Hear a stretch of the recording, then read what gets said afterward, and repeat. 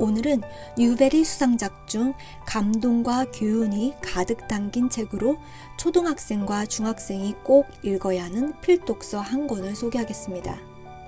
안녕하세요. 북튜버 윤스 책방입니다.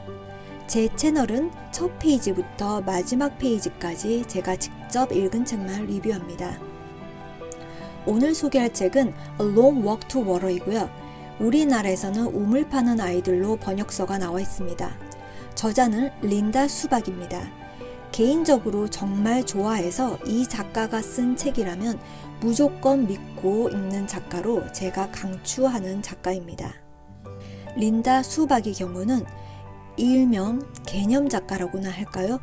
우리나라 도자기, 일제강점기 등과 같이 한국의 역사에 관련된 스토리뿐만 아니라 오늘 소개할 책은 남수단이 오랜 세대에 걸쳐 고통받고 있는 문제를 다루며 시사적 문제 제기까지 하고 있습니다. 어찌 보면 딱딱하고 지루할 수 있는 이야기들을 어찌나 감동적이고 흥미로운 스토리로 재탄생시키는지 재능 있는 작가이자 글이라는 본인이 특기를 통해 사람들이 마음을 움직이고 행동하게 만드는 그런 작가입니다.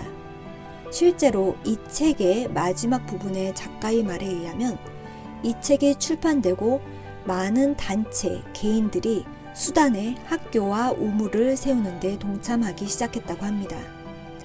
페이지 수는 122페이지고요. 페이지당 글밥은 많지 않아서 원서 읽기에 익숙하다면 하루 이틀 정도에 읽을 수 있는 분량의 책입니다. AR 지수는 5.0, 즉 미국 초등학교 5학년 학생이 읽는 수준의 책입니다. 이 책은 뉴베리 수상작입니다. 뉴베리 수상작이란 1992년부터 해마다 그의 문학성이 가장 뛰어난 아동문학 작품에 수여하는 상으로 청소년 소설로는 가장 유명하고 권위 있는 상입니다. 이 상의 수상은 곧 미국의 모든 도서관에 그 책이 들어가고 학교에서 필독서로 읽히게 된다는 뜻이죠. 뉴베리 수상작은 내용뿐만 아니라 작품성을 중시하기에 청소년 소설임에도 역사, 환경, 인종, 문화, 사회 등 여러 다양한 이슈를 다루고 있습니다. 그렇기 때문에 교육적이고 교훈적인 내용을 많이 다루고 있지만 자칫 아이들에게는 지루할 수 있는 책들이 다분히 많은 것도 사실입니다. 일반적인 소설을 대중적으로 흥행한 영화로 비유한다면 뉴베리 수상작은 작품성을 인정받아 유명한 국제영화제 상을 수상한 영화라고나 할까요? 대중성은 살짝 떨어져서 호불호가 갈릴 수 있다는 뜻이죠. 하지만 그 중에서도 교훈과 감동 그리고 재미를 모두 잡는 책들도 있습니다. 오늘 소개할 책이 그런 책입니다. 이 책은 두 개의 스토리로 각각 다른 시기 1985년, 2008년의 11살 소녀와 소년의 이야기로 번갈아 가며 펼쳐집니다. 남수단에 살고 있는 2008년의 11살 소녀 나야는 가족들이 먹을 물을 떠다 나르기 위해 매일 먼 거리의 연못을 2번씩 다니는 것이 그녀의 일상이며 이곳의 모든 소녀들의 일상이기도 합니다. 먼 거리를 왕복하느라 하루에 8시간을 소비하기 때문에 학교를 다니는 건 꿈도 못 꿀 일이지요. 비록 진흙이 잔뜩 섞인 흙탕물이어서 사람들은 배앓이로 고생을 하고 노약자는 심지어 목숨까지 잃기도 하지만 이 물이라도 차지하려 이웃 부족과는 세대에 걸쳐 싸움이 계속되며 물 분쟁으로 심지어 목숨을 잃기도 합니다. 이런 마을에 어느 날 기적 같은 일이 일어나기 시작하며 스토리는 전개되어 나갑니다.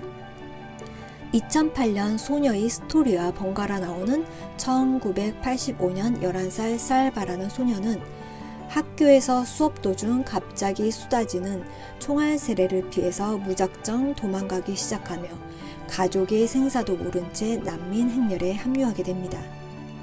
내전으로 위험한 수단에서 벗어나 이웃나라 에티오피아 난민 캠프로 가는 길은 목숨을 건 위험한 여정입니다. 난민들 중 많은 이들은 탈진해서 죽고 사자에게 잡아먹히고 반란군의 총에 죽고 악어의 공격에 목숨을 잃게 되죠. 살바는 난민 행렬에서 우연히 만난 삼촌과 피난 여행 중 사귄 친구의 죽음을 목격하는 아픈 경험을 하게 됩니다. 이렇게 도착한 에티오피아와 케냐의 난민 캠프를 전전하며 겨우 목숨만 부지한 채 10여 년을 지내게 되는 살바. 과연 그에게도 희망이란 꿈을 꿀 수 있는 걸까요?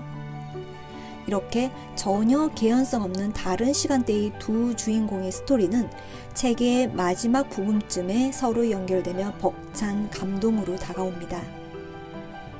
이 책을 통해 다른 나라들을 더 알게 되고 공감하게 됩니다. 해외여행으로나마 한 번이라도 갔다 온 나라는 왠지 더 정이 가면서 가기 전과는 다른 친근한 느낌으로 다가오며 관심이 생기기 시작하잖아요. 인상 깊은 책을 읽고 나면 마치 그 스토리 속 나라를 여행하고 온 듯이 예전에는 없던 애정과 관심이 생겨납니다. 이번 책을 통해 독자는 아프리카 북동부에 위치한 수단이라는 나라를 알게 되며 관심이 생깁니다. 종교를 이유로 내전을 겪으며 목숨을 건 난민 행렬에 참여하게 된 이들의 삶. 우리와 같은 지구라는 행성에 사는 나라에서 겪고 있는 일인지 상상조차 힘든 일들을 책을 통해서 더 알게 되고 그들의 감정에 공감하게 됩니다. 실존 인물의 이야기를 기반으로 재탄생된 스토리여서 더욱 감동을 줍니다. 이 책의 주인공 살바는 실존 인물이고요. 작가가 실제로 수단에 거주하는 그를 오랜 시간 인터뷰하며 소설로 재탄생시켰다고 합니다. 감동하며 책을 다 읽었는데 마지막 페이지에 살바가 독자에게 쓴 편지를 읽게 되면서 실제로 있었던 일이라는 걸 알게 되고 더더욱 감동하고 전율을 느끼게 됩니다.